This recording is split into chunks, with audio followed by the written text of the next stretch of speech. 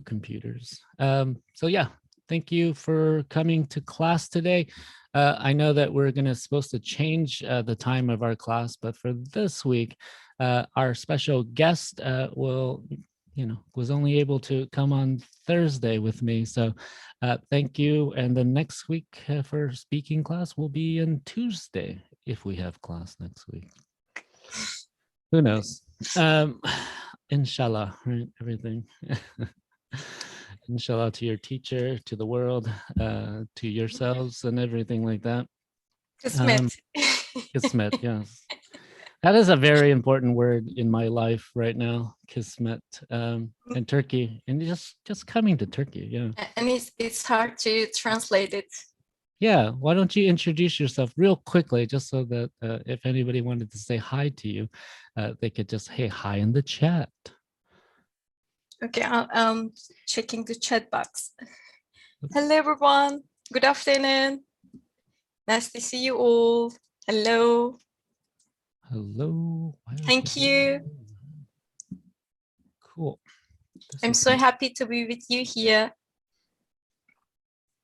All right. Everybody can hear. Wow, it's a big class today.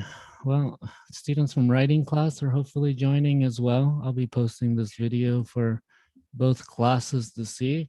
This will be our first in the guest speaker series. And that means that, yeah, you're going to be able to listen to a presentation and ask questions to her directly or to me, and then I'll field those questions in a Q&A. But yeah, we're first going to start with a little presentation for me. I'll introduce her, and then we will move on to her presentation. All right. So okay, and they can interrupt me at any time. Feel free to interrupt me. I'm so happy being interrupted. Yeah, if you want to interrupt her, you can raise your hand in the chat box or in the participant thing, and I'll ask you in the chat. But yeah, if you write something in the chat, I'll actually be saving all of those questions so that we can go back to those later. So I would like to let you present all the way. All right, and you can turn on your cameras if you'd like, just to show us all your faces. Yeah, but it's also okay. I'm not against the black screens. There you go. There's Afshin. Hello, Afshin. All right. I'm gonna in mute, Afshin. Unmute yourself. Press that space bar. Nice background, Afshin. What is that? Is it Italy? Or middle age? I think it's Middle Earth. It seems as middle age. Yeah, it's middle age. This is Rivendell. From Rivendell. Okay. Yeah.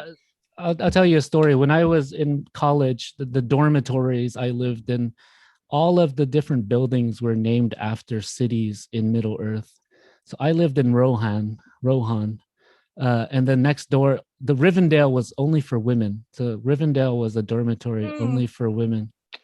But yeah, I stay in dormitory for girls in high school. Oh, cool. In teacher training high school for 4 years. Great. I know dormitory lives and dorm stories. Awesome. All right, so I'm gonna start sharing. You should be able to let me know if you can see me. I know I've been having some issues, in life.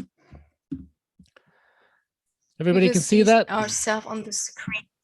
Yeah, we can see. Yes. Yeah. So now you can see that. I can see all of you. All right. So welcome to Speaking to Week 4. Today, we are having a special event. This is the first in the guest speaker series.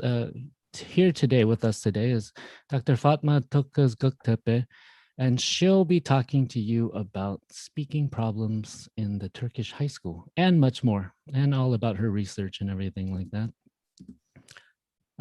Yeah, so hello everyone, and thank you for attending today. We have a nice large audience, and yeah, hopefully writing is also here, and maybe some of my second year students will be attending.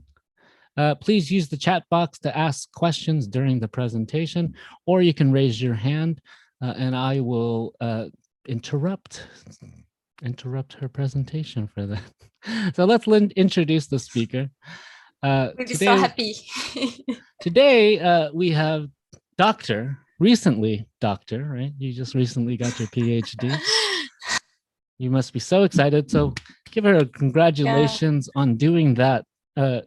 Thank you. But also during a pandemic. So yeah, you have a huge accomplishment. And it's a bit late. It's a bit late title. I mean, it needs to be last year, but at least interruptions happen, right? Yeah, at least you're still here and you're doing it. So great. I'm gonna read her bio data. It's a little bit long because she's well accomplished. It's okay. So Fatma Tokoz-Goktepe, an ELT professional with over 13 years experience in teacher education program, received her BA in English language education from Kyrenia American University. Kyrenia, close, wow. North Cyprus. She pursued a master's degree with a full scholarship in teaching English as a foreign language, TEFL, from the University of Essex in 2009. After working as an EFL teacher in North Cyprus and Colchester, she has been working as a lecturer at Çağ University since 2009 and teaching several pedagogical courses at the undergraduate level. She holds a PhD degree in foreign language teaching from Eastern Mediterranean University. Her doctoral dissertation examined teacher identity, the reconstruction from pre-service to in-service stage, focusing on mentoring and conflict settings. She was also the recipient of the study of the U.S. Institute for Scholars on Contemporary American Literature Scholarship, awarded by the U.S. Embassy in 2018. Her research areas include teacher education, professional development, teaching English as a foreign language, teacher identity construction, and more. Regarding these areas, she has published in internationally recognized SSCI journals and presented in international journals. So give her a round of applause. Turn on your mic. No need. Thank you. Save this for the end. Long. And this Thank you for introduction. This is us together was it last year or 2 years ago? Oh man.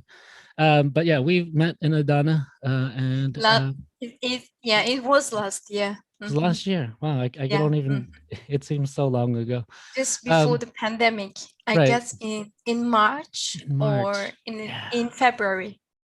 Because we were, because I was supposed to come to Çağ University to do a presentation, to do some teacher trainings, to do some observations, but the world has gotten in the way. But still, today we get to meet again virtually and continue our collaboration together. So I thank you for coming, and it's my pleasure. We got some fancy slides today for you, but I'm going to let you take it away and you can start your presentation now. Okay, I'll share my screen. Awesome.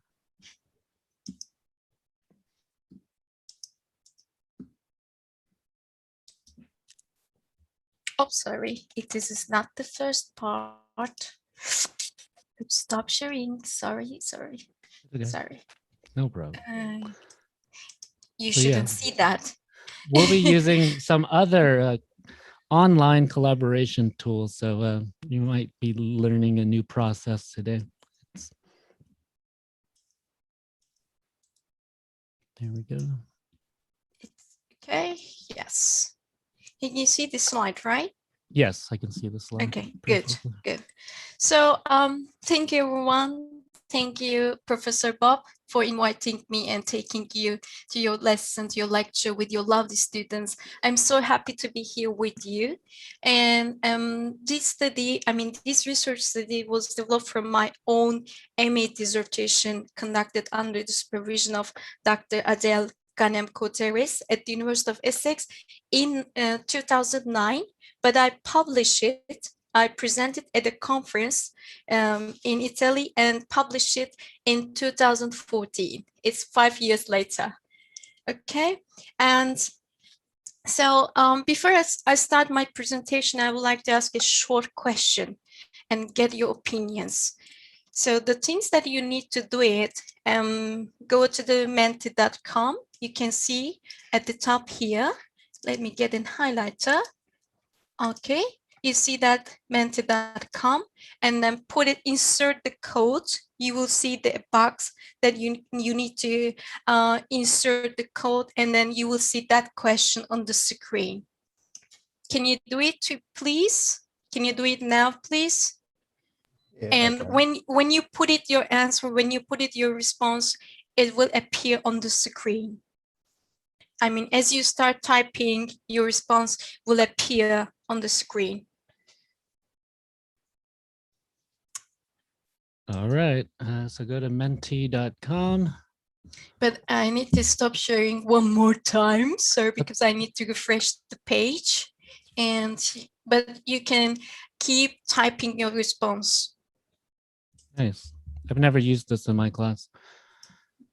All right. So think about your earlier experience in English classrooms. What percentage of class time is spent on speaking? Just speaking. So yeah, this might have been a long time ago for some of you, but just think about that percentage, just guess anywhere, use 10 percentages.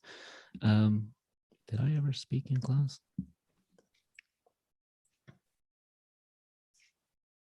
All right, let's wait to see.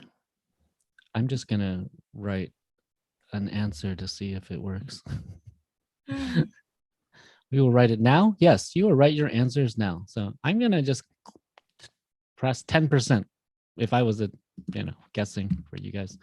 And once you do that, I guess I could just show my screen right now. Yeah, we see Oh, that. wait, no. None. Here we go. 5%. Nice. This is kind of like Padlet, but there's just a lot more options you can Maybe use. 10% in high school, but in prep school class, we spend a lot of time. And 25% in my previous class, there were lots of students, only 5 and 10% spent on speaking. I wasn't the only student. Oh, good.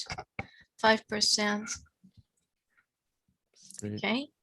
Okay. I'll give a minute. Just wait for then everyone take a good time to put their response. Yeah. Just 12 of you. Unfortunately, 40%. 40, that's pretty good. It's pretty good, yeah. I guess in English classroom, though. I mean, the goal would be 100%, right? Yeah. And around 38%, it was a private school. We were only speaking English when we're making sentence. Wait, you mean you learn English through grammar? Or you learn grammar through speaking English? Huh? We don't speak English in our classroom. Okay. Very good. Let me refresh it too. I'll be using this in my classroom from now on. Okay. So what is the as seen? I mean, based on the responses that we just get it within this short time, we see, I mean, the main thing, the common thing, English language is undervalued in English classroom in an EFI context. So it's I can't move on. Sorry. Refresh it too one more time. I can't move on. I need to stop sharing one more time. Sorry. It happens.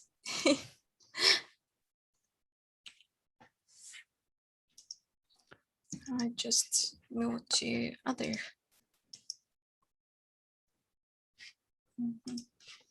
There we go. I guess that's so. I'll get an highlighter too. Yeah. So as teaching speaking, speaking is an important aspect of language learning process, and it is a crucial part of second language learning and teaching. I mean, despite the fact that for many years, teaching speaking in Turkish context and in many EFAC contexts has been undervalued, and English language teachers have continued to teach speaking as a repetition of drills or memorization of the dialogues, so in a mechanical way. And but today's education world requires that the goal of teaching speaking should improve students' communicative skills. And we need, as teachers of English, we need to make students and get students speak and make students to, learning a language means that to use the language. So in the classroom, while teaching language, we need to help students to bridge the gap and use the language for the real purposes, for the real life purposes, and to communicate in the real life. So based on this view, what is this, these terms means? It means that we need to help students to improve their communicative competence. Communicative competence is a term that is coined by Del Hymes with the introduction of communicative language teaching, and as a reaction to Noam Chomsky's notion of linguistic competence, linguistic competence or grammatical competence dealing with accuracy of the language. Having a vocabulary knowledge, grammar knowledge, or articulating the sounds of the language. Is it the phonology? But it is not enough to be competent in the language. So communicative competence includes the other competences too. And what are these competences? Social linguistic competence. Is it the requiring interaction, and interaction with people, interaction with others, and discourse competence? In what form and what is the appropriate style that the learners use the language, and the strategic competence too. What is the appropriate way to take turns, to interrupt someone politely in different cultures? So these things are essential to be competent, to be proficient in the language. But what is missing while we're teaching English language? We're just dealing with the grammatical competence, and we neglect the other parts, the social linguistic competence, discourse competence, and the strategic competence too.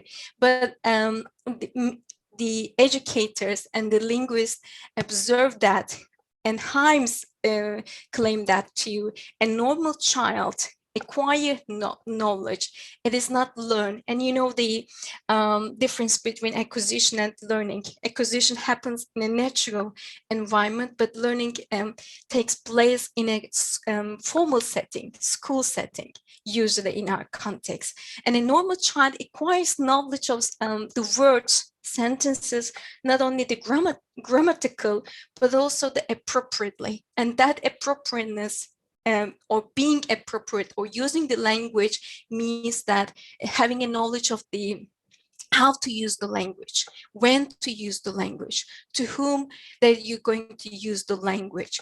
So, but yes, in our context, and Turkey is an EFAC context. And what is that EFAC context? It means that in this context, like the ESAC context and EFAC context, anyone would you like to explain it? ESL, what is the difference between ESL and EFAC context?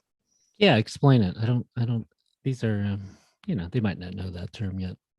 Okay, they don't know about. Okay, ESL contexts are the countries that they used to be colonized by the English-speaking countries, like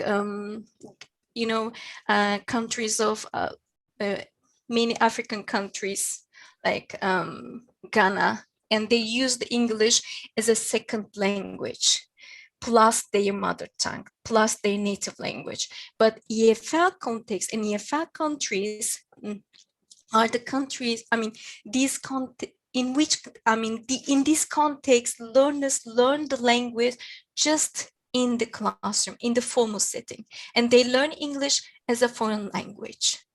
Okay, and the learners in this EFL context do not have an opportunity to practice the language outside the classroom. And they just limited to use and to learn the language within the classroom, within the border of the classroom. And what is the thing, or what is the issue, the common issue in this context, in Turkish context and EFL context? We heard the saying in the statement of teacher, I can understand English, but I can't speak. It is a common phrase that we heard it, right? And this is actually a very common problem, very common issue among English learners in Turkey. And there are many reasons for that. Most learners find the reason they're having trouble speaking because they tend to focus too much on grammar rules, and their teacher focus on grammar too much while teaching the classroom, while teaching English classroom. And they draw too many parallels with their mother tongue. I mean, their teachers switching to mother tongue, native language, while teaching English. And some students feel that they afraid, the psychological things, inhibition. They afraid, and they have a big fear of making mistakes while speaking English. And some students might have, or they do not have a lack of knowledge, background knowledge, or the knowledge that they describe what they would like to express while communicating, while speaking English. So as an EFL learner, of studying English almost for 9 years at the time of the study, I couldn't communicate in English. And then I began to question myself, what is the reason for this? I spent 9 years to learn a language, but still I couldn't speak English. And, it is generally misunderstood that knowing a foreign language means to have a grammatical knowledge of the language. And while even if foreign language learners can read or understand the target language, they cannot communicate in the language. And it's the biggest example is myself. And I've studied English approximately and appropriately in a teacher training high school. And I studied in preparatory school, English preparatory school, for a year. And so I found speaking as a challenge, and speaking at that time gave me big trouble. And I don't want to learn English, and I don't want to speak in English. And I refused to learn English at that time. I used to hate English when I was a student. And speaking is a productive skill. A productive skill means that use the language for the communication. And productive skill of a language, and is one of the significant parts of the language. But however, the common problem is that, like many EFL learners, we having difficulties with speaking like Turkish learners of English. So a great number of research have explored the existence, the presence of the problem, but very few studies explored the reasons of this problem. So this study has been influenced by my own experience as an EFL learner in high school. And in this research in this research study, I would like to concentrate specifically on speaking problems of the 9th grade, high school EFL learners in Turkey. And I would like to explore the reasons from the students' sides, from the students' perspective, and their teachers' perspectives.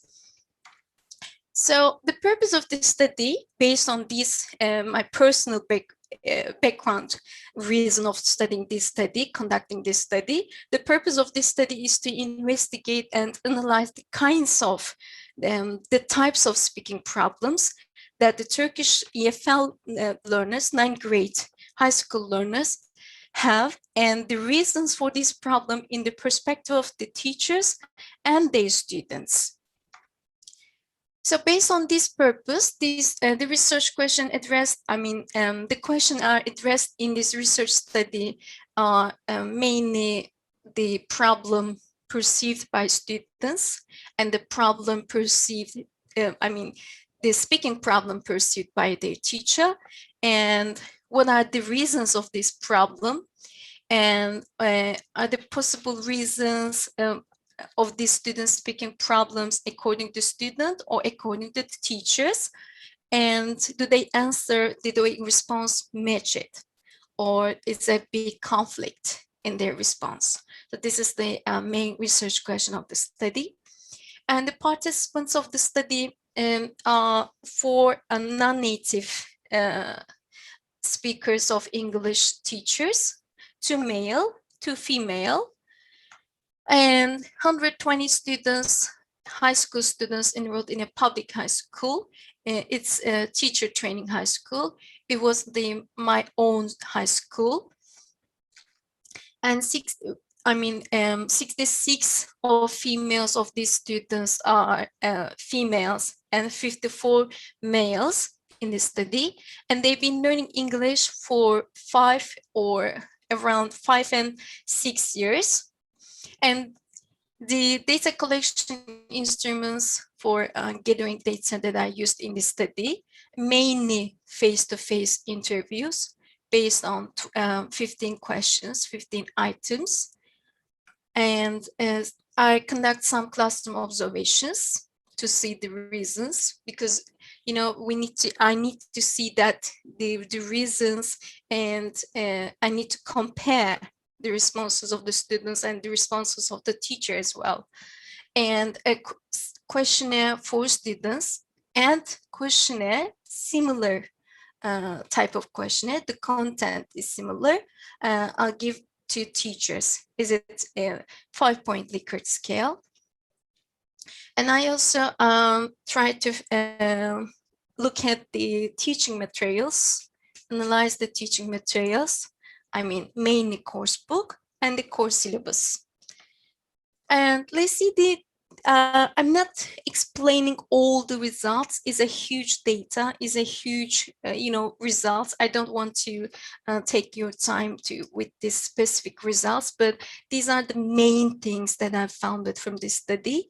According to responses, around 40% of the students, they had difficulty when speaking English in the classroom, but around 12% of the students didn't have this problem.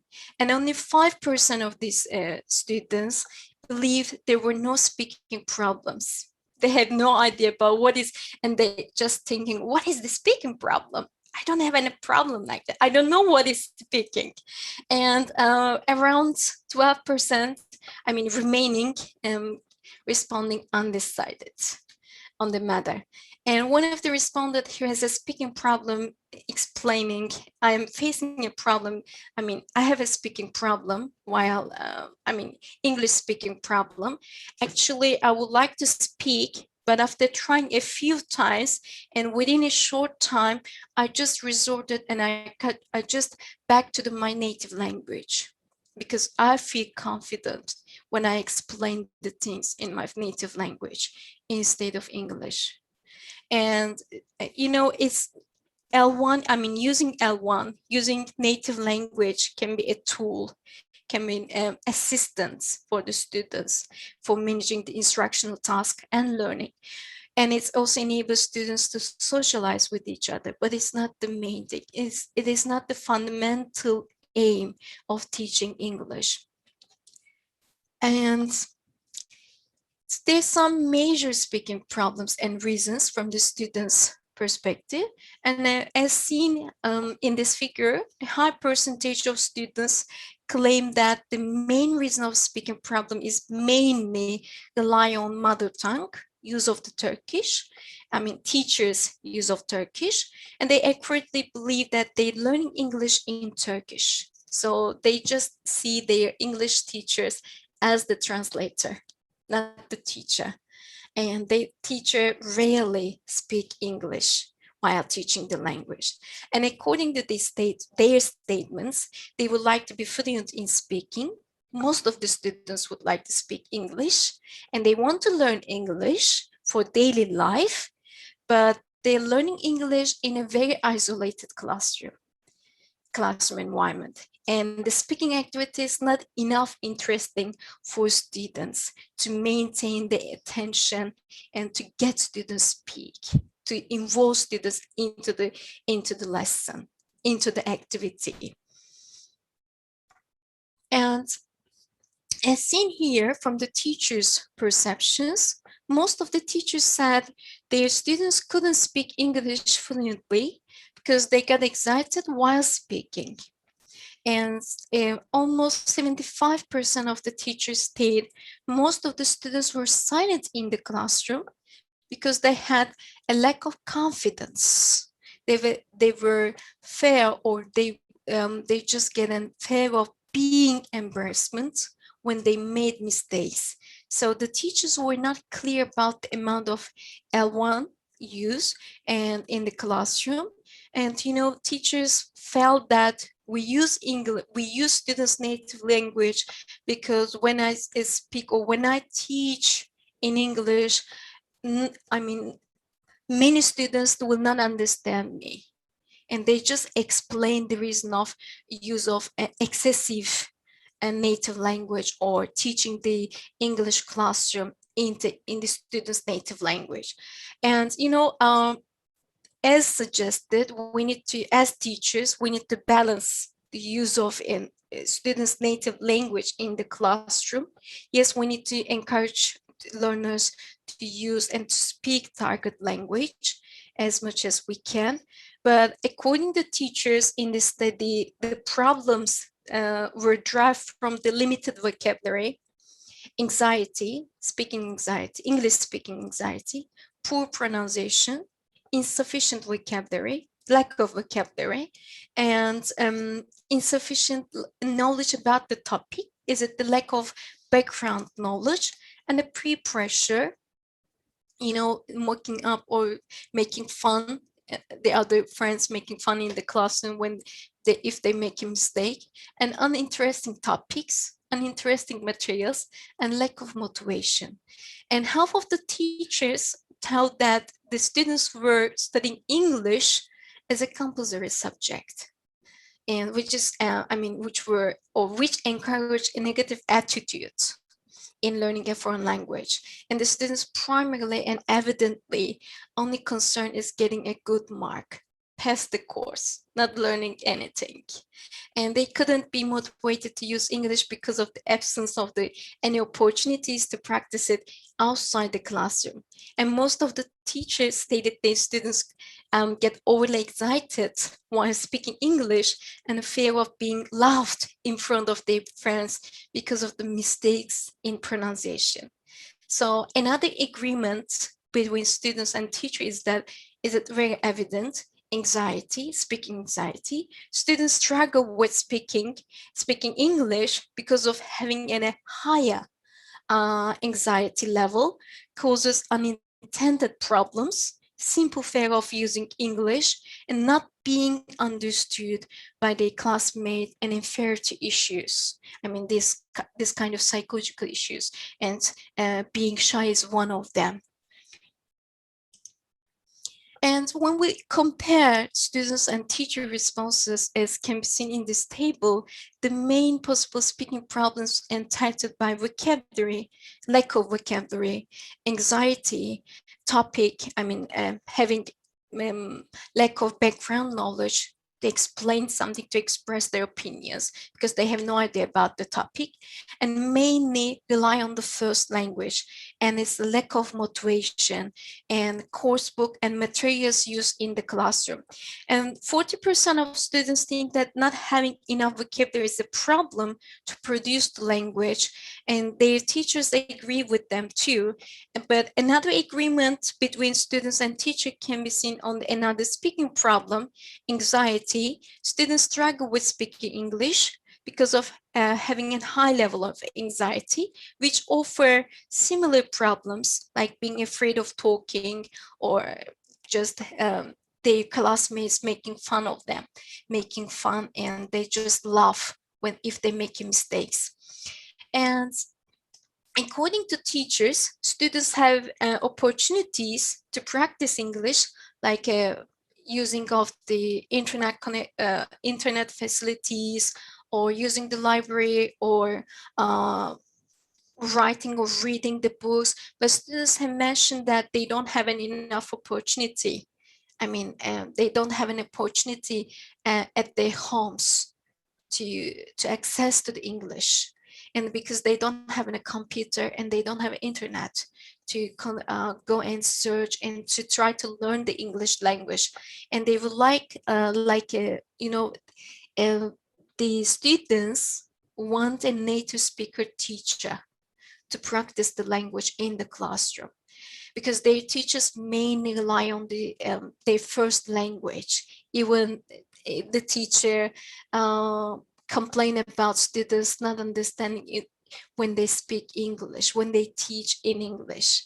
So according to instructors, teachers' viewpoint, the students' biggest problem is motivation, lack of motivation. They cannot be easily motivated to talk.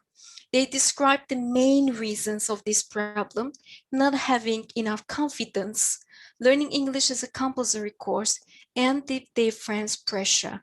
And the main findings reveal that there's noticeable discrepancy between students' and teachers' perspectives on speaking English problems and the possible reasons for those problems. And I would like to offer some possible tips. This is the implication of the study. And as teachers, and you will be a teacher, you are the future of the teachers, you will be colleague. So while teaching English and while teaching speaking, we need to make students and always present, I mean, we need to give students space to present themselves as an English speaker. I mean, you know, this is one thing that I did it at the beginning of the class. We should present ourselves as an English speaker, as an English teacher, not a Turkish teacher. Even we teaching a monolingual classroom. Even students know that you are Turkish, you are the English language teacher of Turkish. You need to present yourself as an English language teacher. You need to have an attitude.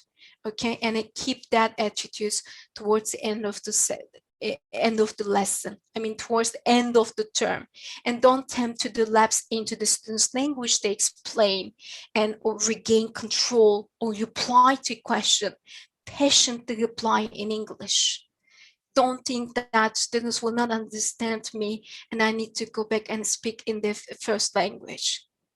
Keep it your attitude. And if you're teaching language, and if you're teaching English language, you should do it in English. You should do it in the target language, not the student's native language. And the second thing is that the implication of this study is we need to design engaging speaking activities, the mostly communicative task. And the more we encourage our students to communicate in class, the more motivated they will be, and they will see they accomplishing their goals, even their learning, and the success and achievement will make them readier to learn it. And the another thing is that we need to reinforce any attempt of speaking. Reward any attempt to speak in English. If students speak out loudly, clearly, even as students make a mistake, just wait them until they finish, okay? And not address to students and interrupt students and say, students, no, it is wrong pronunciation, it is mispronunciation, that is the one. I mean, not explicit to correct students when they're talking, because it will discourage students. And we need to encourage students, encourage any attempt, small or baby step attempts to. And the more you encourage, the more students will try to speak. And they shouldn't have any language barrier, because this language barrier is big, and they stop learning, they stop speaking later after a while. And another thing is we need to eliminate the pressure. Classroom is a dynamic thing, is a dynamic environment. Is it full of things that make students not comfortable? And students need time to practice talking without anxiety of needing to say everything just right. And give students a few minutes of free speaking time with a partner, or ask students what they have done at the weekend, or over the thing, over the, last weekend, or last night, last day. So try to personalize English language with their life. And the only rule that they must speak English when they saying these things, even they use a simple language. And you give them a specific topic to discuss, such as the current events happening in their context, in their life context, and what they did over the weekend, or what TV show they like. And another thing is, write first, speak later. This is the one thing that I use it when I've been learning English too. In secondary school, for students who struggle to speak English, it can be very helpful to write out a script first and then practice speaking it. Writing gives students the time to think through what they will say, check their grammar, look up any words or phrases they don't know. And this is especially helpful for beginners, not confident learners, low proficient learners who simply haven't learned enough English to carry on conversation off the top of their head. Okay, so give them space and give them time to write it first and then speak. And another tip is that we need to help students, or we need to find relevant topics, the relevant topics to students' life, and they're going to benefit from their background knowledge. So students will be more motivated to speak about something that they care about, they're interested in, and tap into the students' passion by having classroom debates and discussing the current topics, so that students talking about, or they're going to say something about. Did something important happen in the world this week? Then talk about it in English. Is there a new movie, or is there a new book they've just read it? Talk about it in English. So it will be perfect conversation topic. And the last thing, the last implication of this study is that we need, as the teachers, we need to normalize speaking. And what it means, speaking English doesn't need to be rare or dreaded occurrence. We just not taking or consider it something they cannot do it. We just need to simplify it and make the simplified in your students' mind too. When students expect to practice speaking each lesson, they will get used to speaking English and making it less, less threatening environment for learners too. So sometimes the best way to eliminate the barriers, language barriers to speaking, is just to speak. Okay, if students know that each class they will be expected to come in and they spend at least 5 minutes speaking English, they will just adjust to this, and are gradually more inclined to do so. That how we provide the students and how we expose students to language input, after a while, even the shy students start to talk, start to say something, even in a limited amount of English use. And that the balance between language input and language output. So as the result of the study, it's been revealed that students had a problem with speaking English. Yes, the problem is there. We know that it's a problem. It's a problematic area. It's a problematic issue to deal with as the teacher, particularly as the EFL teachers. And the reasons for this problem were somewhat the same, with some variation of among teachers and students. Yeah, it's not a problem for students, it's a problem for teachers too.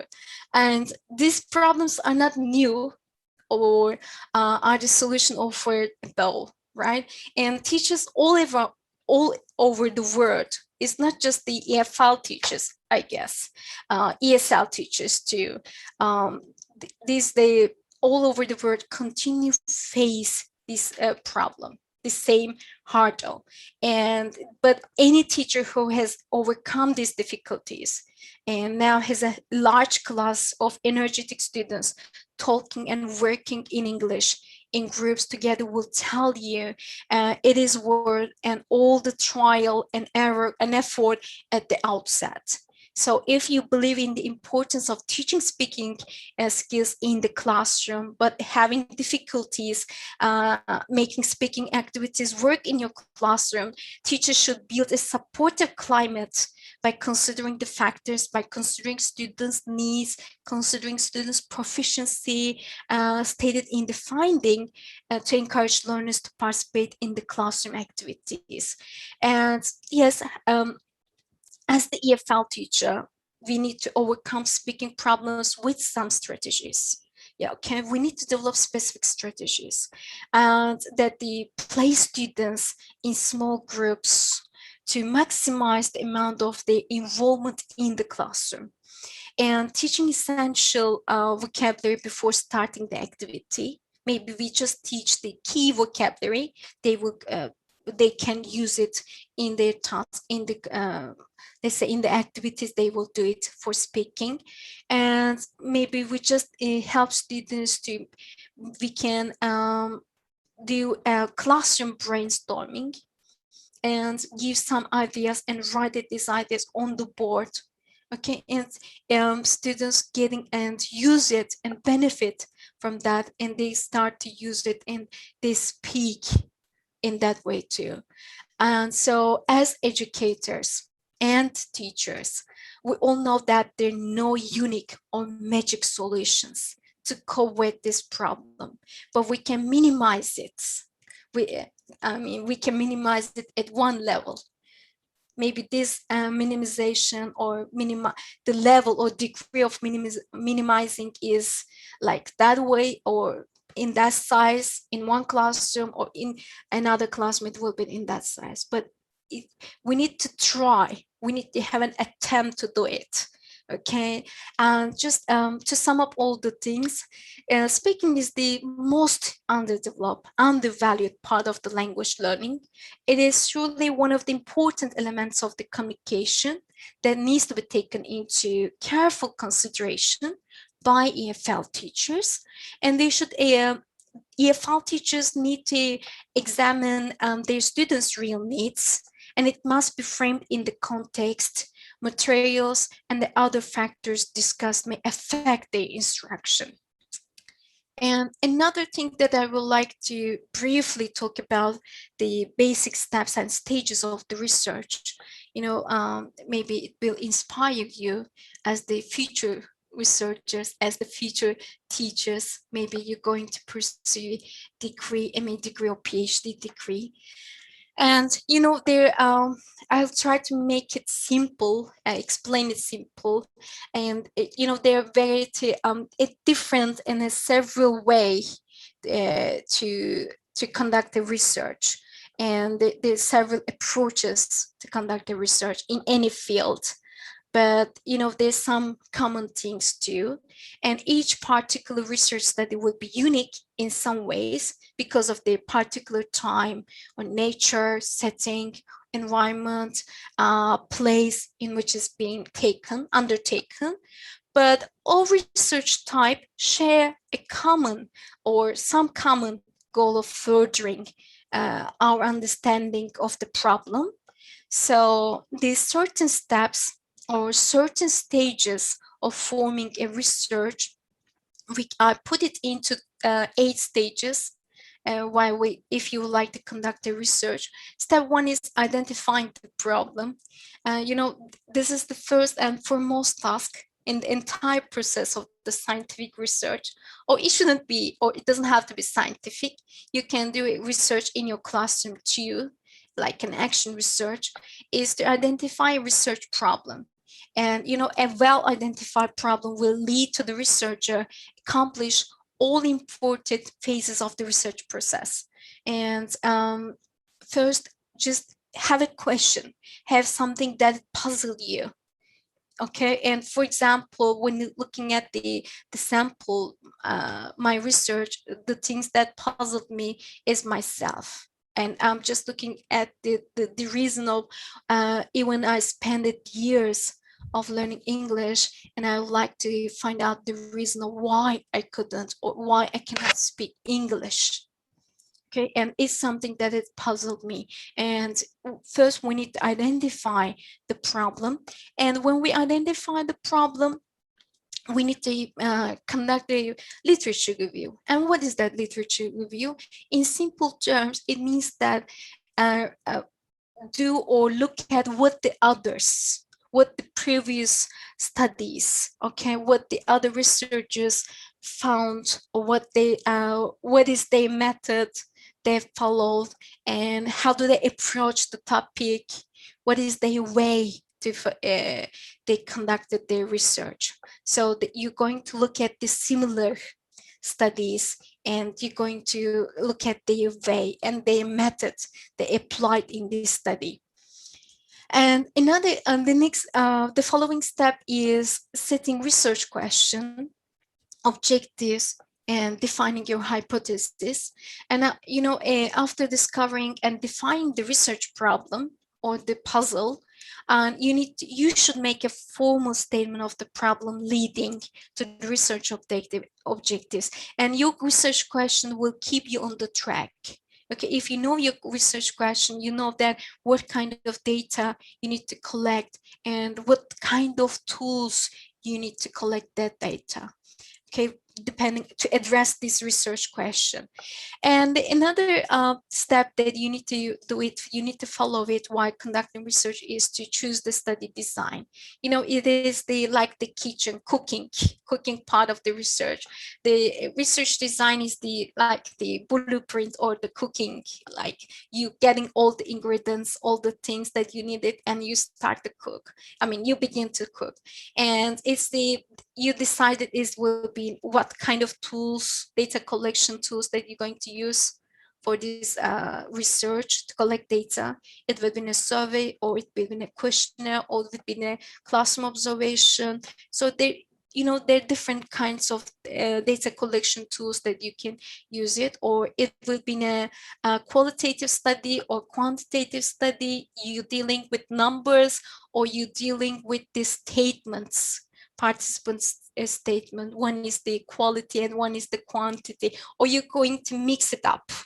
It's up to you. You don't have to take it one part, or you don't have to do it just qualitative or quantitative.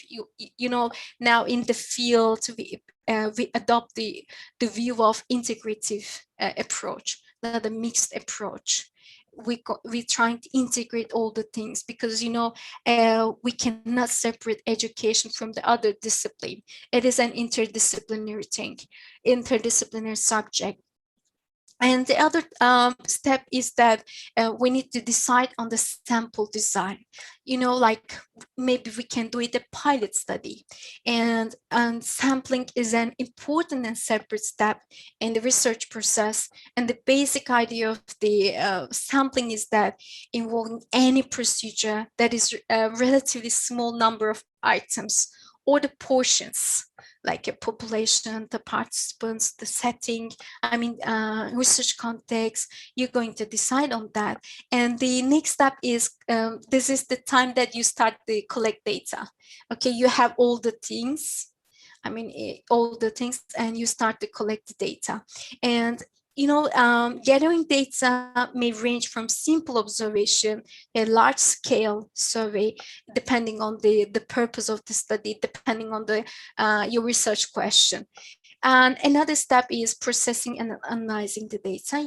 You collect the data, but you need to interpret on this data, and you're going to analyze the results, and you're getting findings, and you're going to comment, you're going to interpret it, you discuss these findings. This is the main reason of doing a research. And you get all the things that you needed for writing or for doing a research, and now it's time to write it up. And doing a research, the main purpose of doing a research is to share with others. Okay, so you need to write it up on a paper, is a research paper, and you disseminate and you're going to share it with others. And there are different ways that you can share. You can share it in a blog, or you can share on a newsletter, or you can share, if you like to publish it in a scientific journal. You can share it in a different ways, in different platforms, depending on the needs and depending on the what you want to do it. So this is the main steps of the research, conducting the research. And the skills that you needed for conducting research is the first thing is something that it puzzled you, and like the solving a puzzle. Research is like solving a puzzle, jigsaw puzzle, and you have a curiosity, and you need a curiosity to solve this puzzle. And in other things that is, library and computer skill, of course, it is very important for conducting research. And regarding looking at the previous research, their methods can guide you. And another thing, and I guess this is the most important one, is the long attention span. Research is not something that to be completed in a short time. It takes a time. It takes a long time, and it needs patience. That is, for this you must follow certain stages, and maybe you have a research plan to stay on track. And the last thing that you needed, writing and editing skills. And after completing the previous main steps, you start writing your article. And of course, while writing, it's very important to make an outline and then write the first draft. At the end, you need to edit it. And for this, you can ask someone someone competent to edit your article for you. If you want to publish your article in an international high impact journal, these journals are usually SSCI index journal, and you may need to get a professional proofreading and editing service. Unfortunately, publishing in such journals is not an easy thing. It takes a long time. And 3 of my articles were published in this kind of journals, which were SSCI index, but it took about, one of them took 2 years for each of them to make it published. Because in such journals, your article is being considered and is being taken by the editor first, and then associate editor, and then the at least 2 reviewers. It's a double-blind review. You remove all the things that make you, your name, your affiliation, any identity, and you just send it without any identification. And the 2 journals, 2 experts in the field looking at your research and make a decision. And it takes more than a year. In the fast track journal, it takes at least a year to make it published. And so, well, that brings us to the end of presentation. I hope what I share with you today will be a minor contribution to your preparation in the future. And I want to be an English teacher. You are the English teachers, and you are the future of this country. And, I love English teachers, and I love teaching teachers. And, I used to hate English until the first year of high school, as I refused to learn English.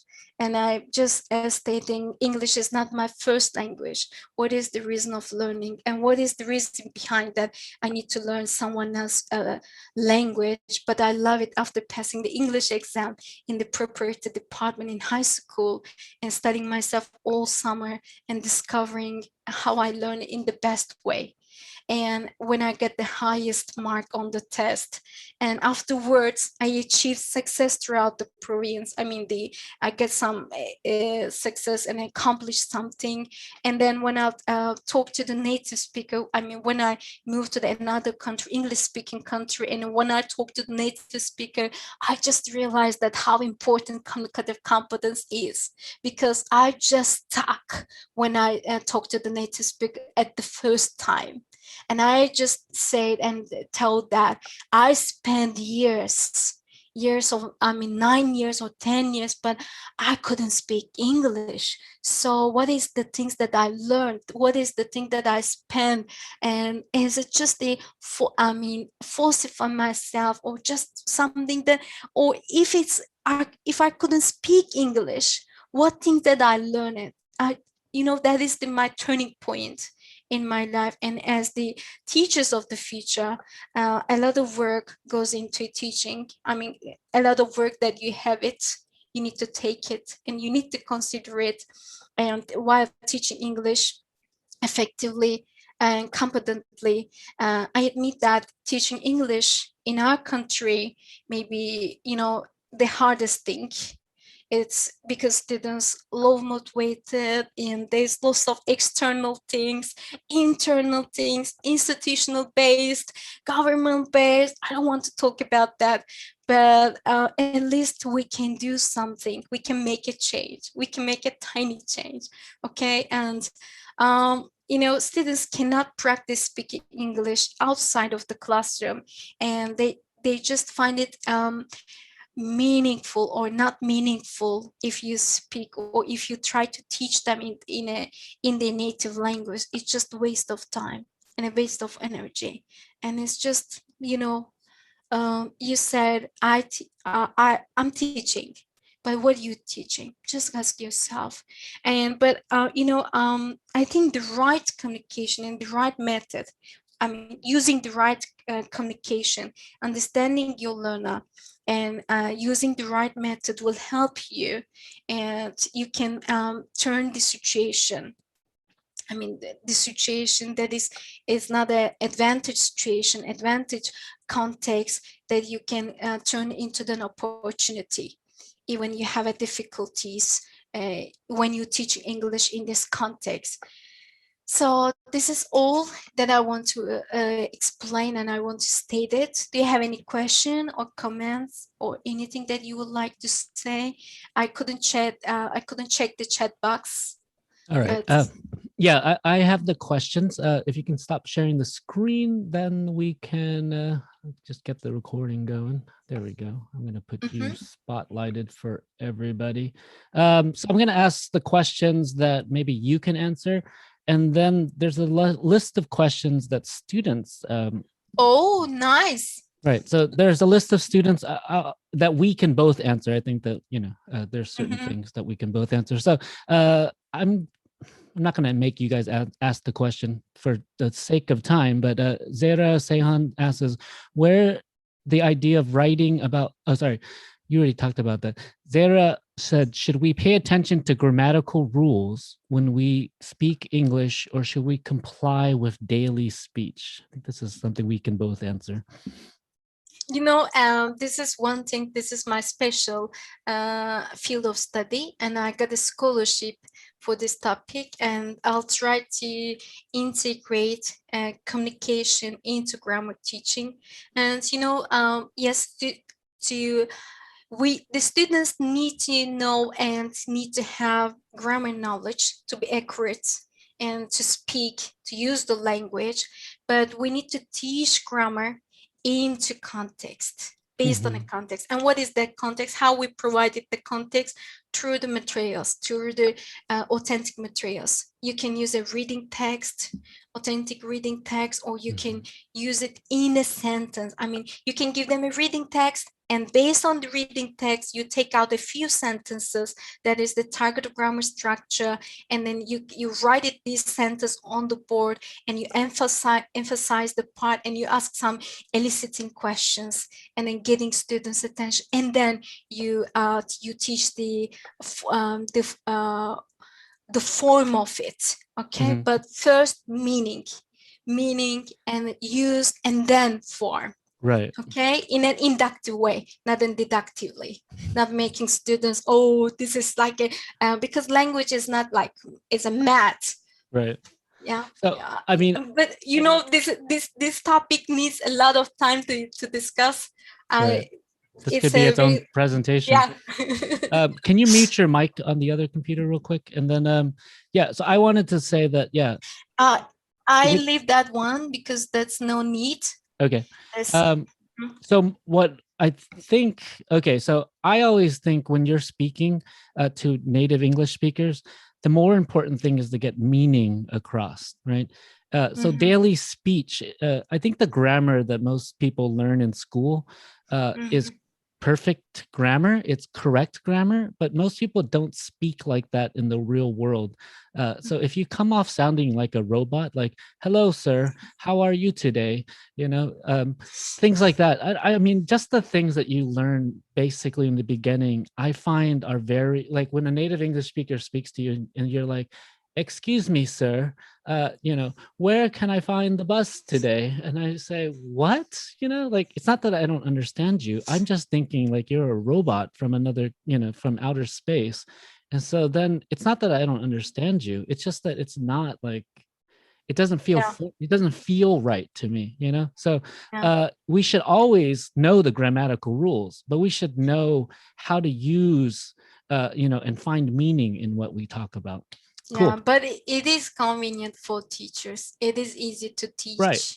It's the stepping stone, right? Yeah. But then when you're watching TV shows on Netflix, nobody speaks the way you learned, you know. Just like, yeah, when I learned Japanese, no, it's not an authentic language. No, not at all, you know. So when I was learning Japanese, the language was very formal, and I didn't know how to speak informally. So when I was speaking to 8-year-olds that I was teaching with a formal language, like "Nani nani ka shimimasen ka," they were like, "Huh?"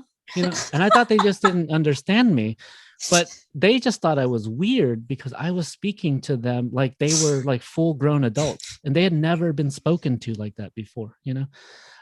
Let's see. Let's go on to the next question. Karima asks us, do you think that if we change this way of evaluating students by the normal exam, meaning like test-based, to do interviews or conversations with them thoroughly throughout the semester, they will focus on the language rather than the marks, will they? You know, it's a nice question. Thank you for that question. And this is a debate. And this is the one that I criticize in our country. And, you know, we've been exam oriented. We have an exam oriented classroom, and we're teaching students product based assessment. We not consider students process and efforts while learning English. I mean, maybe we can do some kind of portfolio study, but you know, this portfolio I mean, in this country, it's been misleaded and misused, I mean, abused, because portfolio can be integrated and can be used in, I mean, in every lesson. In each lesson, the teachers can adapt it and modify according to the requirements of the lesson and the outcomes of the lesson. But we see we just many English language teachers use portfolios in writing classroom, but we can use this kind of thing. And yeah, we need to design communicative task, at least not all of the not the all the time of the lesson, but still a certain amount of the lesson. We just leave a space for making students speak and getting students speak in that kind of task. And in this kind of task need to be assessed too as a process-based assessment. And the teachers can keep a recording and just and then give feedback on the students, not a individual feedback, not an immediate feedback where they doing the things they were while, or teachers in the following lesson, teacher just giving feedback and teaching the common mistake that students done it, or the students had it, or difficulty that students had it in the following lesson as a whole class, not an individual. Because if you give them feedback individually, they feel they pressure and they stress level being higher, and they stop learning too, and they stop trying. Right, I totally agree. I'm gonna go from the devil's advocate's point of view with this question from Karima, but this is a classic debate, and one of the things for me is it pragmatic, is it practical? Because doing interviews and grading interviews is time consuming, and most if there was a system, if there was an educational system where I had 10 students, 15 students max, I could do this, but as a teacher with 40 students, 50, I don't know how many were in your class. It depends on the area, but I can't see a teacher practically being able to do this and assessing their students in this way with the limited resources that they have, unless you bring in another like English speaker. So I think there's a balance between doing these different methods. But yeah, it's a difficult question, and I don't think the solution comes just from teachers, but more from a I don't know, from a institutional and educational policy. Maybe that's what speaking class students need to think about. Yeah, good. Let's move on real quick. Ibrahim asks what unless Karima, unless you want to ask something. I think I saw your hand raised. Do you want to jump in and yes. Yeah. Maybe we can do that like groups in the groups. Maybe every group can do a conversation with each other. So that maybe will help to grade them. Yeah, and that in the speaking class for us, we do the fishbowl discussion, and that's something that one of my colleagues. I love fishbowls. Right. See, and that's right, and that's a like warm up. Well, warm up, but one of my colleagues has used it. One of my students has used it for her midterms and graded the students based on their performance as a group, which, unless you're teaching, you guys are starting to get used to the ideas of groups, but, you're being based on everybody's performance in a fishbowl. Everybody has to perform well. And it takes practice, it takes trust, and I would love to do that. And that would be a nice way to assess an entire group. And instead of grading 50 individual people, I would only have to do maybe 10 groups. So yeah, that is a good idea. Thank you, Karima. And then Ibrahim asks, what about the difference of L1 and L2 grammar? So between Turkish and English, and does the way Turkish is taught affect the initiation of English learning in a bad or inefficient way? And let me add on to his other part of the thing, just to make it more difficult. Deriving from basic grammar, basic molds requires a certain skill or background. Does the skill come from L1? Is the way of Turkish learned analogically affect speaking English? So kind of this transfer idea, the idea of like, does the Turkish language learning, how does it affect English, especially I guess with the grammatical, right? The verbs being in different places, I guess I don't understand the point of why we're going to find the difference between first and native language grammar and the target language grammar. And but yeah, there's some things that might help learners, language learners, to they can transfer, and they will be helpful for those learners while learning English, but they're not in the same language family, and it's maybe there's not a positive transfer. It is more negative transfer. Right. For learners. And I guess there's no point that we need to help learners to find out the difference between, because it is a contrastive analysis, and it's been criticized, and I'm not a supporter of this view that's finding out the difference between the first language and second language, because I believe grammar is an aspect of the language, and it should be learned. It should be taught within the language, considering all the things, all the elements of that language, its culture, its context. And when we're teaching the language, let's say we ask students to watch a movie, a video clip, and while teaching that, we can emphasize the part of the cultural things or the relations on that, and then we can take the part and the aspects of the language too. Maybe the structure of wish, and then based on this video clip we can teach how do they use wish, and in what situation they can use this structure. So they can integrate it in this way. But if they, I mean, I guess this is the common thing, the common mistake, or I don't want to call it as mistake, but one thing that we need to change. Right. And I think that goes back to the whole grammar translation idea, right? Let me let Ibrahim jump in and just kind of, what do you think, Ibrahim, about this response to contrastive analysis to difficult subject? Welcome. Hello. Hello, Ibrahim. I think in high school, or how the Turkish teachers taught us the language in basic from 7 years old. I think it affects how we learn English as well, because there is no actual similar methods. I don't expect to be same, because languages are different, families are different.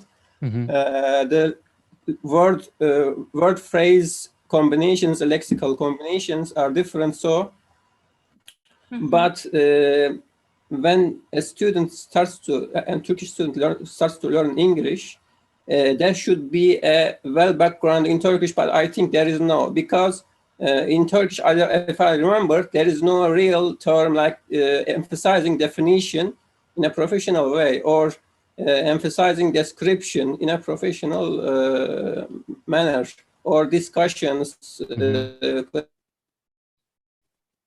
question answer sessions. As far as I remember, when we ask questions to teachers, in Turkish teachers, they respond in a rote learning content. Most of the times, I didn't take my answers to exactly my question. I took answers premeditated, not really on my focus. So comprehension was not very, but controlling maybe. Maybe it is also related to crowded student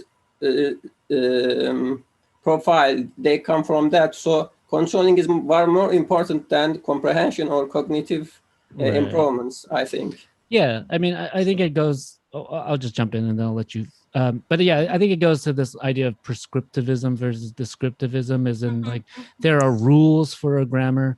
And then you mentioned this acquisition versus learning. Yeah, right? I would like to mention about that. And I'll let you talk about that. Yeah. So, I mean, there's many ways to learn a language, and you'll explain that to me. Thank you. Go ahead. This is why it's big, it's Ibrahim. Yes, I agree what you said it, but just I want you to think about that. You being exposed to your language, your first language when you're born, and you learn it. I mean, you not receive any education or anything that is special to learn that language, because you've been exposed to in your natural environment. And this is acquisition. But the other one that you learn it after a certain age, and you learn it, it is a school subject. That's why it's different things. That is my point that I would like to say.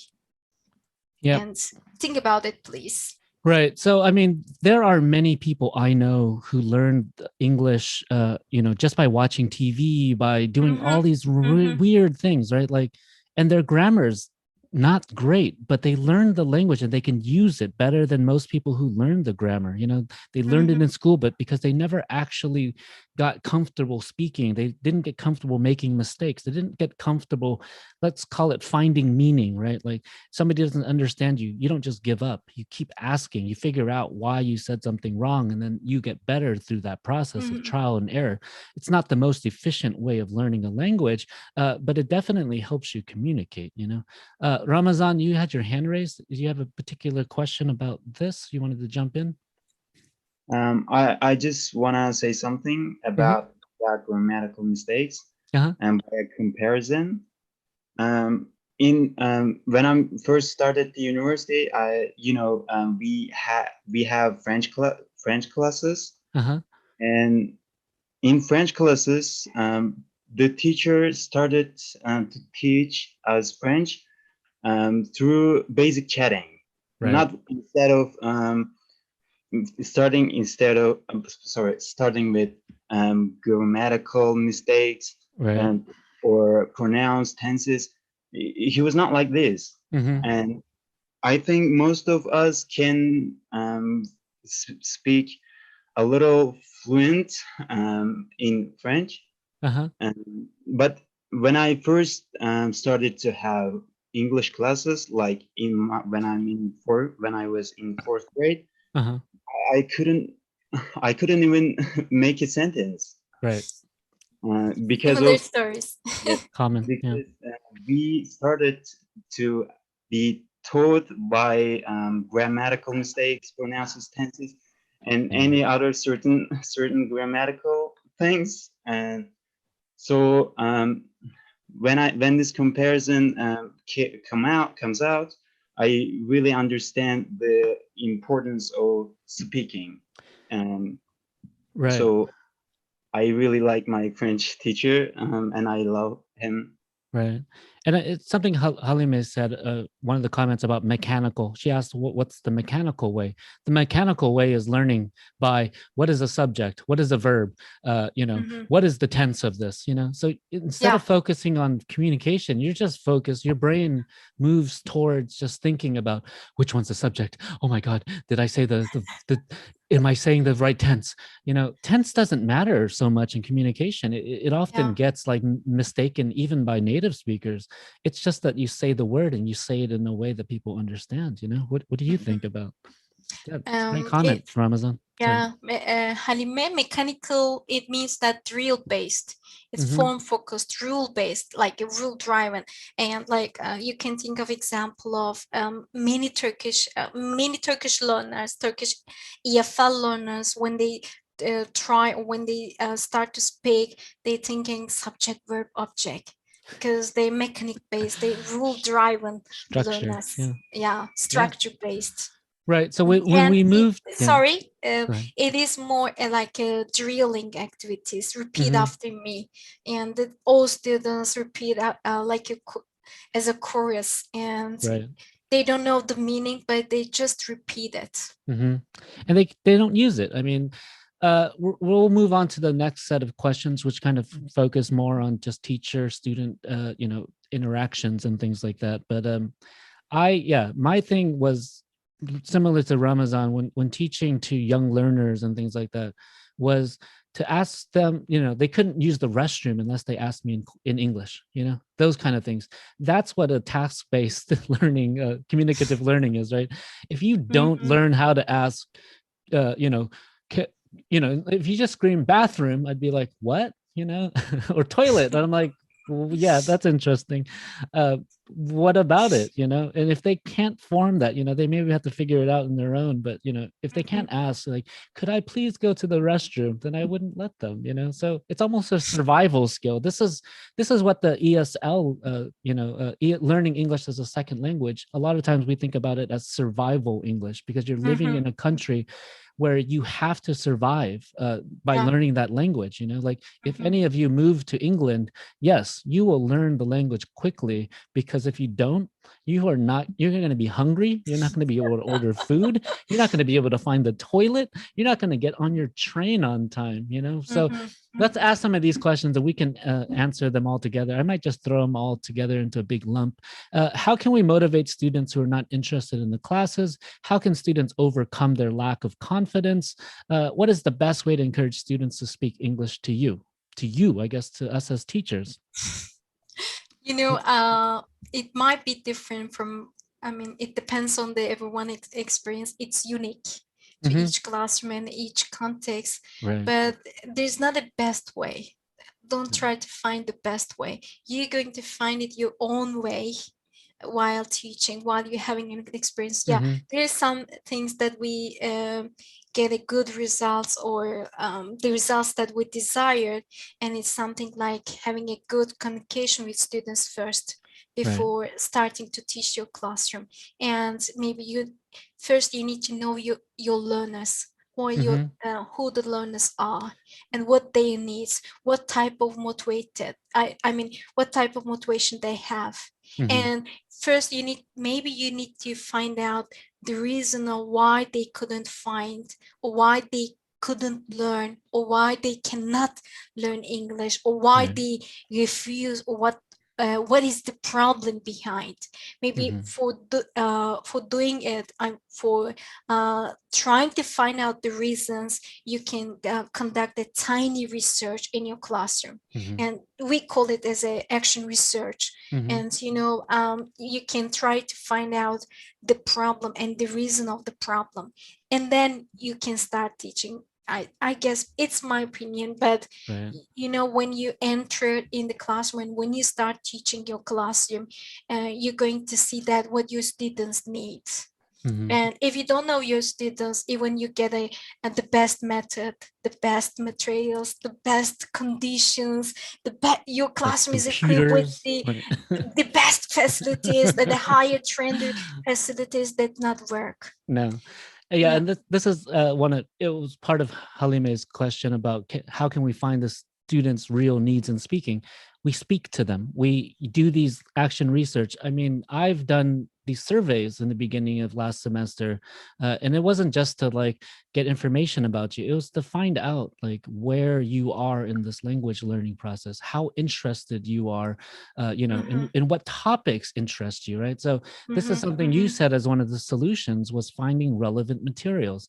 And relevant materials to me is a really difficult job, especially if you're like an older teacher like me. And I don't, I'm like, I have to like do my research. What are you interested in? What's on YouTube? What's on Netflix? What's like a social issue that is in the news? The moment that I stop learning as a teacher is the moment that I can't connect to my students anymore. And I don't know. I mean, maybe some of you can agree with me that the classes you might find exciting because what we're talking about isn't like 20 years old. We're not talking about, I don't know, politics from 20 years ago, because I was starting to teach 20 years ago and I've used the same materials, right? I think for me, all these things about getting students to speak, I don't think any student's not interested in learning a language. There's roadblocks, you hit something, you get some kind of anxiety because of something that happened in class to you. You hate the language because maybe your second or third grade of school, you were not doing so well and you fell behind and you can never catch up. And I think that's one of the issues with compulsory, mandatory English classes, right? Yeah. And to add something to Halim, to your statement and to Halime's question, for example, one thing that I I'll do with my classes at the beginning of the term, if I don't know my students and it's the first time that meeting with the students, I just ask them to write a personal letter to me. And in this letter, I put some questions, personal question, like how long they've been learning English, and they're going to write the things they would like to say. I mean, their story, what their story is. And each story of each students is unique, and your learners at the beginning, and in this way you can adapt and you can modify the content of the lesson. Right. I think for me, the motivation for me as a teacher is that once I get to know my students, right, I make you write journals in the writing class. In the speaking class, I have you do like, these introductions about yourself and your hobbies. But, last year, I knew my students through their writing in journals. They wrote about their weekends. They wrote about their challenges. And I found that topic, writing about their challenges in the past, their biggest challenge, I understood my students so well. And because I understood my students, I cared about them. And because I cared about them, my students were interested in my lessons, because I didn't treat them like a student. They were a human being. So, I think my biggest lesson that I would always teach teachers, if you want to become a better teacher, just know your students and care about your students, and not just as students, right? Sometimes your students are terrible. It's okay. but just know them as a human being, because that's going to make the bigger difference, especially with younger learners and people going through a lot of things where maybe education isn't the most important part of their lives, but just having somebody listen to them, right? And so Ibrahim asked us a question about the particular end. Yes, every communication thing requires, there's a means to an end, right? The means would be the communication. And so you have to create that context. And this is what you're talking about. If you learn your students' needs, if you ask them to tell me about your problems in English, they're going to have to be able to do that in order to express themselves. So that to me would be the ends of it, right? That the student gets to express themselves as a human being, as a student, and in every form possible. I guess it's the key to happy classroom, happy teaching. Right. And I also think that that's what creates the bonds between students in a group, right? Like in a classroom, I think you have to build trust, especially in a language class where, people have different levels. They come in with different abilities, with different accents, with different resources. I mean, some people have language tutors since they were young. But part of the whole sharing about your experiences and talking about challenges and talking about hobbies is that you guys start to help each other. So maybe somebody's better in grammar, but maybe somebody has a better pronunciation or more confidence. I don't know. You team up, and I've seen this in this classroom so far, is that students with maybe better study skills are helping other students that speak better, but you're in a process where you're learning from each other. I'm going to ask Aisha's question and then we'll move on. What do you recommend for us to improve our speaking skills? And then I guess while learning English, which basic skills should we focus on first? In which order? Is there an order? Chomsky, I know. You guys don't know Chomsky. He's like a famous linguist that basically talks about the biggest thing is that in every language, universal grammar. There's a universal grammar. There's an order in which people learn things. And it's not always the way the textbooks teach. We're so nerding out. This is like EFL nerding out for two people right here. Go for it. The response to Aisha, right? Yeah. Aisha's question. I couldn't see on the screen. I couldn't see the question on the screen. Oh, okay. What do you recommend to us improve our speak? I copied them out into the text box. That's what I do. Oh, okay. There are different ways that you can do it depending on your conditions, your home conditions, or the available things that you have it, the access of the things that you have to your condition. But the one that I did it while learning English is watching films and having a pen pal in secondary school and high school, and just reading books, language input, and receptive skills. If you have a good receptive skills, and receptive skills are reading and listening, and you expose yourself to the language through the reading and through the listening, and after a while you can speak the language, you can produce in the language. But in my time, I didn't have the opportunity to interact with people over the internet, and because I didn't have a computer when I was studying in high school until the end of the university. But now there's lots of multimedia tools that you can use it, Web 2.0 tools you can use, and it's so available for you that you can improve your English. And I know there's lots of speaking Web 2.0 tools. They can talk. There's some, most of them are free. They don't have to pay for it. And there's some MOOCs classroom. Do you know about that? I will write for you if you would like. MOOCs are massive online courses. Wait, massive. Yeah. What's the other O? The ones that I use, that Coursera. Coursera. Yep. Yeah. I guess it is the right. And edX. Yeah. So yeah. next this week we're going to be talking about public speaking, and then there's some courses that you can sign up for to practice public speaking skills and things like that, to get rid of those ums and ahs and change your voice. Change the speed of your voice and then slow down when you want your students to listen. So there's a lot of good information this week about public speaking that will help you. And TED Talks. I Right. love TED Talks. So yeah, I think reading is one of the best, especially grammar. Especially reading fiction, because fiction, like especially if you're reading young adult, find young adult novels, middle teen, middle age, and I can give you some ways to find these resources. I can't give them to you, sorry, but just by reading those, you can slow down your learning process, right? Sometimes it's hard to listen to someone speak, but if you actually reading it, you're kind of picking up the more natural ways that people communicate, right? So try that. Maybe read the novel and then watch the movie, and then you can kind of put your brain into the same space. The other thing that I think works for us in our listening class, guys, is the fact that you're doing what I call deep listening. You're listening for 30-second clips, and you're listening so intently that your focus becomes just narrowed in and you're able to learn.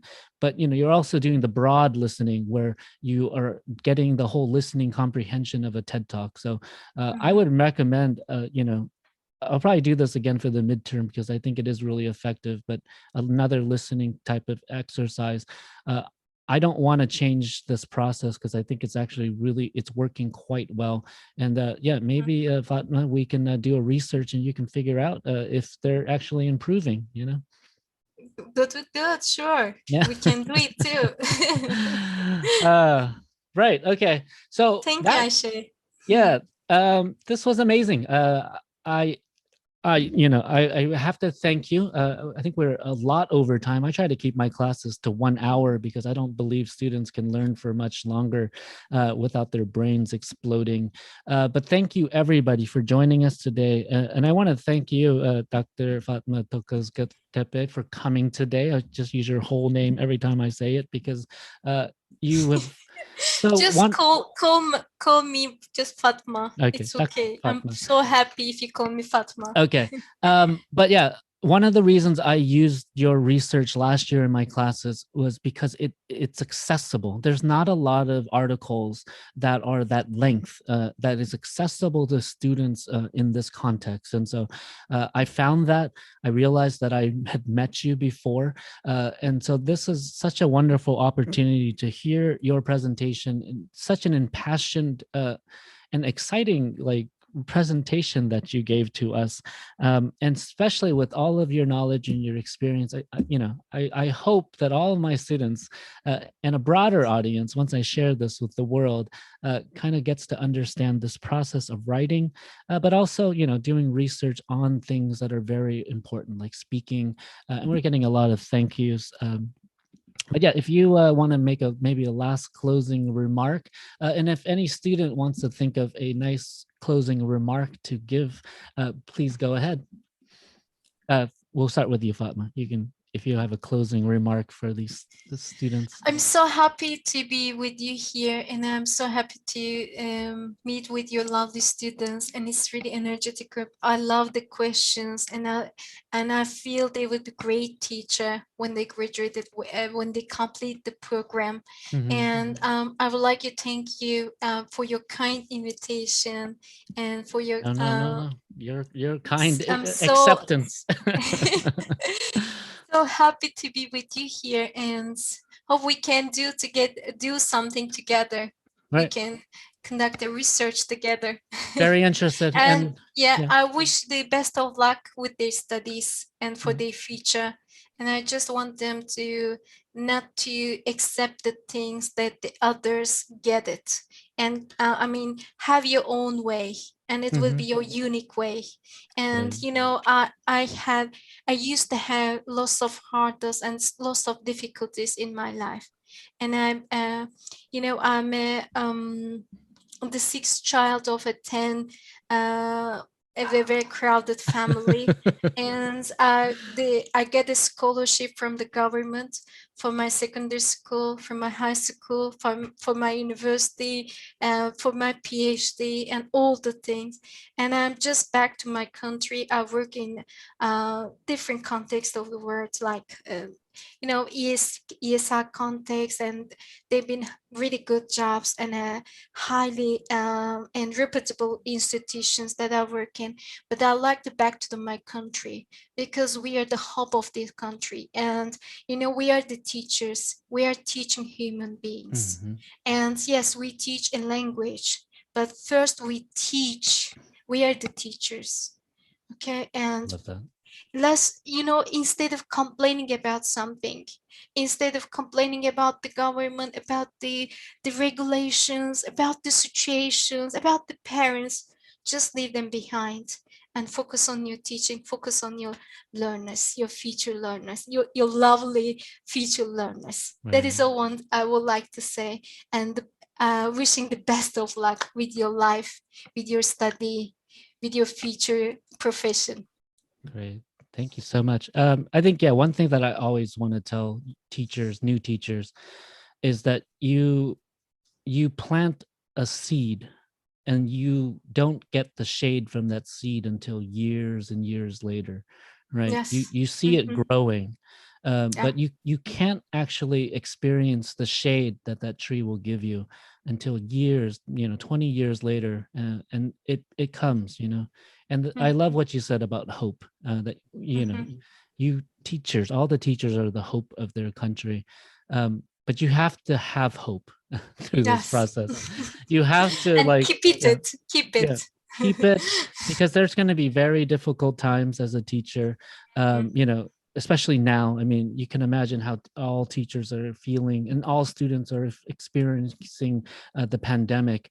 But if you keep on your track, if you keep your principles, if you keep your ideas about humanity and things like that, I think it's wonderful. And we're getting some great things in the chat box, but thank you all for coming. And if any of the student volunteer would like to just give your own thank you, congratulations, go ahead, raise your hand or just turn on your mic, and then we'll be done. Come on, brave students. This is your opportunity to use language. Go. Or I have to call somebody. I should have made somebody do this before. I would like to say thank you very much for joining us and our instructor to provide this. And I'm ready to forward any questions to 100 students of ELT students in our WhatsApp group. If anyone need to make a research, if anyone would like to make a research about this, thanks very much. You're welcome. All right, anybody else? And otherwise, I'm going to kick you guys all out so that we can continue our chat. All right, so thank you so much, everybody, for coming today. This was a very special opportunity that maybe only COVID could allow us to have at the moment, of a teacher in the United States communicating with their students from all parts.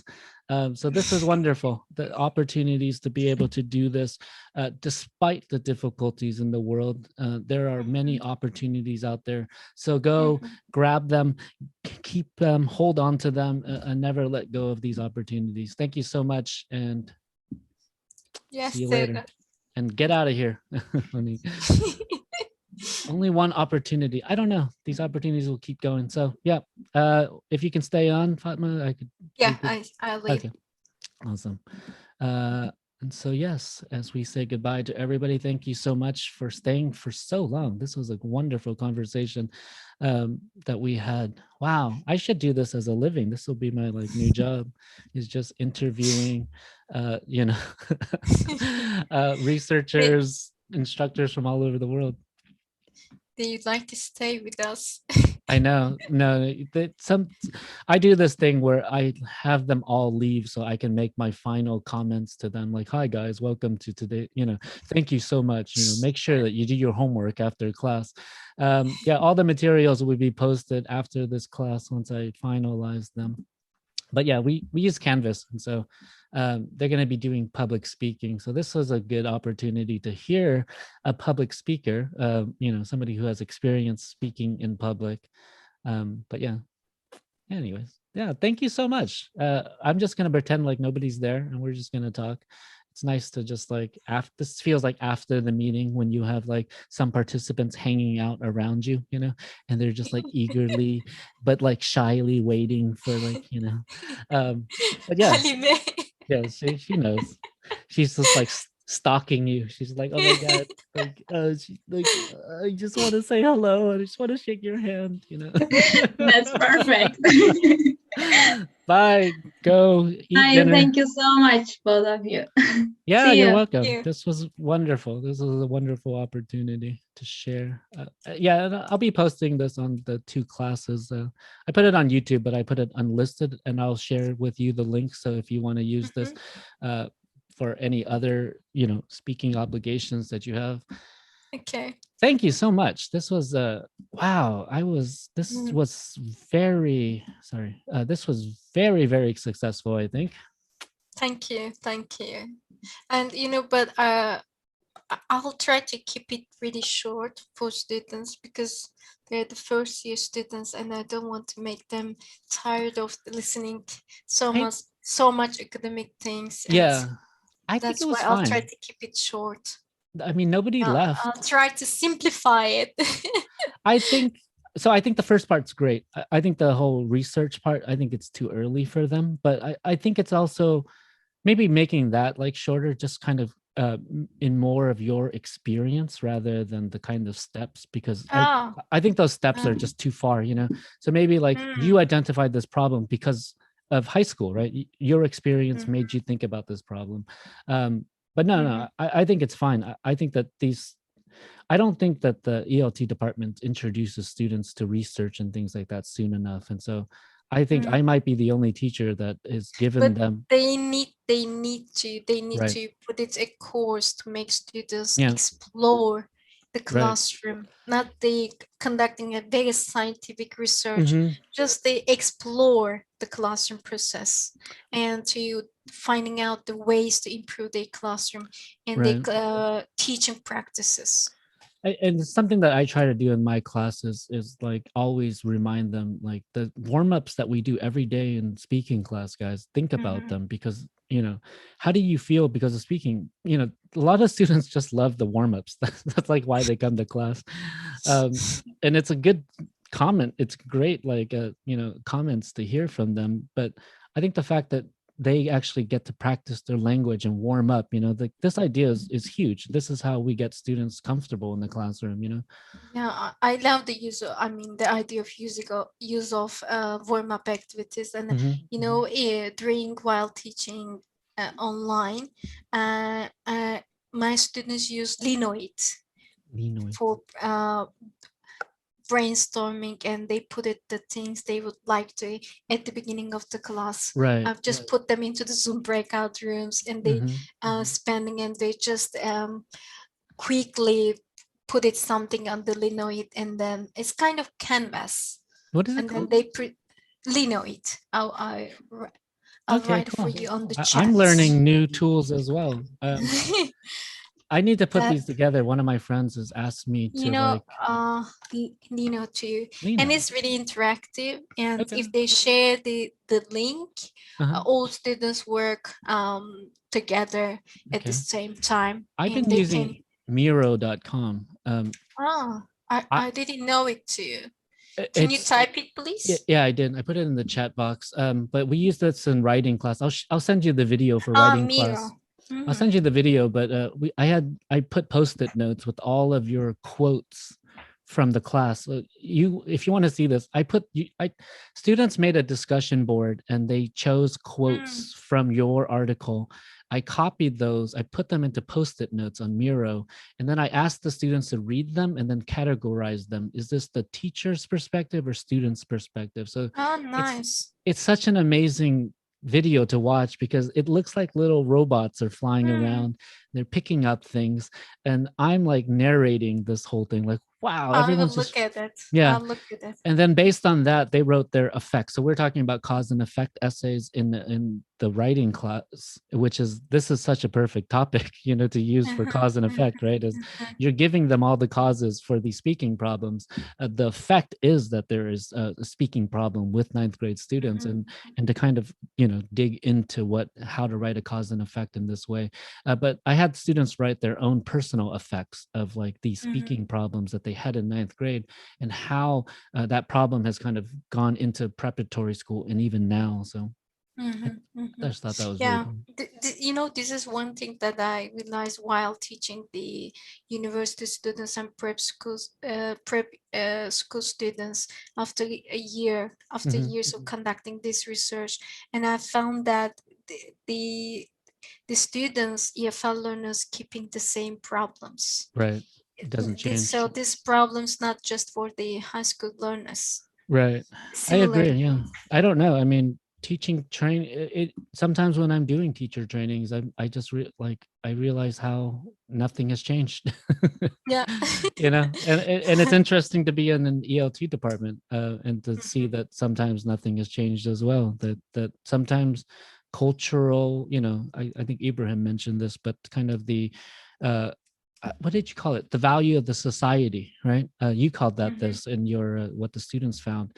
Maybe the value of the society is teacher-centric learning. Like, you know, if we don't remove that, right? If we don't allow students to engage in critical thinking, which basically means questioning teachers and questioning their own world, if we're not allowing students to do that, we can't change kind of the system in which we are, right? What do you think about that? Yeah. And you know, I guess students first need to know that why they're learning English. What is the need? Right. The need for learning English, and I didn't know it too at the beginning, and that was the reason that I refused to learn. Right. And I just stopped learning that language, and you know, if I knew the reason of why I need to know it and why I should learn English, and if I know that it is something for my life, and you know, I could learn it at that time, at the right time. And you know, this critical age, and the time that I learn it is after critical age, and I have you know, the you know, very poor conditions, and I didn't have access to the materials, and so yeah, I mean, you're an example of why critical age doesn't imply, I mean, it's obviously easier, but I mean, motivation, a need, you know, this intrinsic want to learn a language, but also like for work opportunities. I mean, if you wanted to be a teacher, you know, traveling with work and, you know, living in England and you know, all of the things that you've done, I don't know. Yeah. And you know, I completed my bachelor degree in 3 years. Oh, and wow. normally the program is 4 years, but I completed in 3 years with a higher degree. And I got the first scholarship from my own university. And I studied teacher training in Cambridge Studio School. Wow. Then I got a British Council scholarship for studying MA. Great. So, you know, this is all just getting the challenges and turn the challenges into the opportunities. Yeah. Because no one offered me anything. I just get them and just pull them out. And that's the things that we need to do it. Like the students or the learners or like people, like in my case. We don't have, I didn't have an opportunity, and my parents don't care about myself and my education too. Right. Because they just try to survive in their life. Right. And yeah, so I mean, thank you. I mean, I think this is probably a really good motivational tool for the students to kind of know an example of, you know, that you don't have to have the best background, that, you know, your parents didn't send you to a private school, that you can still like do this. You know, sometimes it takes more effort, but you know. Fortunately, many learners now, because their parents more conscious, and they're just getting the private tutoring, and they're getting the support, extra support Yeah. to learn English. So Right. it's good for those learners. I think it's good, but I see how unfair the inequity of such Mhm. situations, Yes.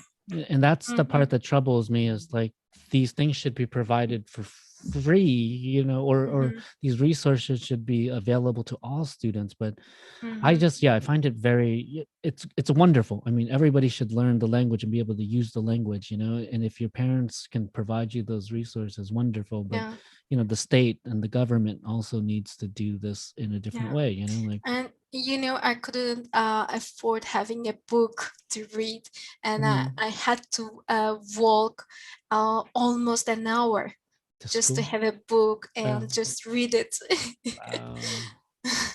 Yeah, I came to this profession pretty late too. Like, I didn't think that I was going to be teaching English. I didn't think that I was going to be living abroad.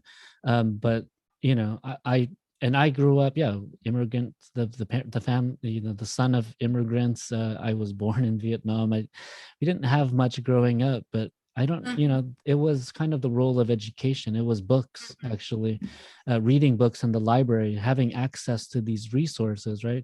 Being able to sit at the library for hours and reading was what got me here. And there's no Yeah. other, the fact that my mom used the library as like a daycare center. She just left us. And this was back in the, when you could do that without the police coming. But it was like a wonderful childhood, because I just explored, and and now to this day I get to use my imagination in these classes to make, every class is an experiment. I've never done this before. Like, and this is new, interviewing somebody and having a presentation guest speaker series, and we're going to be doing more of these.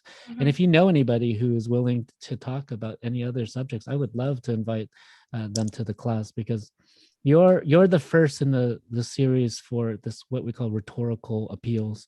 You are ethos, credibility, and personal character. So through this lecture, the students will be able to understand, like, based on your background, your educational background, your research that you've done, are you a credible person? Do they believe what you're writing? Do they accept you as an expert in this field? And then, based on your talk, what kind of personal characteristics do you have? Are you somebody warm and engaging, somebody that, they can sit down and have coffee with? And, I would say yes to all of those things. And so, nice. It's, the content, I don't know the content, but it seems nice. And it makes students getting, and it makes it makes students sense the things, and it just get the students into the lesson. Right. So it's nice. Right. So you covered some solutions, but I want them to think about it more from a government perspective. But, one thing is to complain about something, right? To complain about all those things you mentioned before, like students, parents. The other thing is to actually think about solutions and try to figure out ways that, we can create these, in our futures, right? Is like, how do we change education policy as a teacher? How do we change it if, one of these students becomes a politician one day? I don't know. I think parts of civics, but we what is the problem, or what is the reason of the problem? When we're trying to change something, we just getting and copying from other countries, and we not analyze what we need, what our students or what our teachers needs, and we just ignore the part of the we ignore the realities. We ignore the classroom, and we ignore the practical things. We just copy it, and we just accept and assume that we change something. You should go to Erasmus. But I agree with you. I think context is very important. He left. Yeah. Bye. But he said, I would like to change my province every year. Thanks. Yeah, for his teaching. I think that's important. I think context is so important, right? And it's hard for me as a teacher in Adana to talk to students that are learning in Van or in the East versus the opportunities that students in Ankara and Istanbul have, and even within Turkey, I think the context is so important about Yes, it makes a big change. Yes. right, and even gender inequalities in school. Students told me in the past that some of them just weren't allowed to go to school because of all the other responsibilities they had. Yeah. Ibrahim here, or I he think left, right? he's exited. Yeah. Yeah. I don't understand some of his question. I don't Of the either. questions. Just kidding. This is being recorded. It's fine. He's so interesting. Yeah, he is very. He's very, very. Okay, okay. It's fine. No, you can talk all you want. He knows Okay. what I think. Yeah. I'm trying to get him to be concise. So that's one of the I think there's learners that need to learn how to write more effectively and use their words more effectively. And then once you get to a certain point, I think to become an effective writer, you also have to learn how to take it back down, It's really nice group considering they're the first year students. I'm eager to learn it. Like I said, this is like one of my favorite years of students, I'm not being biased. I mean, it doesn't help that there's a pandemic, but I'm still able to really connect with the students. And I don't know, maybe it's just because I love online teaching and this way that I've been figuring out how to do this online teaching. But you love online teaching. Wow. I never want to go back. Even when we're face to face, I'm just going to have one student turn on the TV and the computer and then hi guys, and I'll just talk from the TV in the room.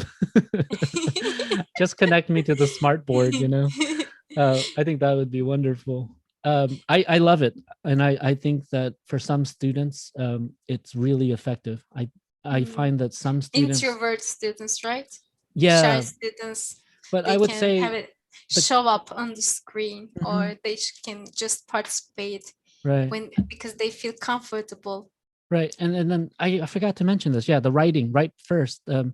I think that the online classroom allows all students, I give them 5 minutes or 2 minutes to write their ideas down, especially using Padlet or any of these other collaboration tools, interactive tools, is before they speak, I want them to write out their ideas. So the previous class, actually no, for an English club, I just asked them to write about any solutions that they had for online learning distractions, being distracted. And so I just found it was so much easier for me to read through it and kind of in my own way, do the recast, fix their grammar while I'm speaking, and then say, hey, Tuche, would you like to talk about that? And so now, because I've responded to her in a certain way, and so I love the fact that, this whole wait time, I think teachers need to get used to silence a lot more, that it's okay that when the student doesn't answer right away, just be okay with silence, It's supposed to be golden, but not in the classroom, apparently, Okay. I have another meeting. Okay. I'm sorry to say, No. 2 hours. Thank you so much. Yeah. I have another meeting, and I need to meet with my students, my second year students. Wonderful. And they have some questions for the assignment. Okay. And that's why No. Yeah. I need to say Goodbye. goodbye. It's been 2 hours. Thank you so much. I really, really appreciate it. It's my pleasure. Okay. It's a great pleasure for me to be Wonderful. here, to be with your students, and to see that there's still hope. There's always hope. Yeah. Thank you. All right. Thank you. Let's go. Take care of yourself. Thank you so much. I'll see you later. Please keep in touch for the will. research. Okay. Okay. Sounds good. Bye-bye. Bye. See you. I'll let you leave. Bye-bye. Bye.